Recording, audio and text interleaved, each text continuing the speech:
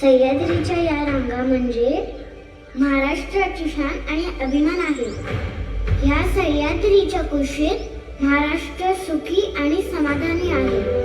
छत्रपती शिवाजी महाराजांनी सह्याद्रीच्या डोंगरदऱ्यांमध्ये कित्येक किल्ल्यांचं साम्राज्य उभारलं. रायगड, राजगड, प्रतापगड असे अनेक किल्ले. हे गड म्हणजे स्वराज्याची वाघनखं आणि मराठ्यांच्या शौर्याचं प्रतीक होते. त्यातल्या कोंढाणा या किल्ल्यावर मुघलांची नजर होती. म्हणून मुघलांचं मोठं सैन्य घेऊन उदयभानने कोंढाणा काबीज केला होता.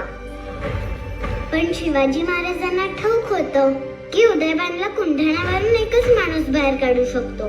तो माणूस म्हणजे सुभेदार तानाजी मालुसरे. पण तानाजीच्या मुलाचं रायबाचं लग्न होतं. म्हणून महाराज म्हणाले, या मोहिमेवर आम्ही स्वतः जाणार. ते सुभेदारांना कळालं. ते म्हणाले, नाही महाराज, आधी लग्न कोंढाण्याचं आणि मग माझ्या रायबाचं.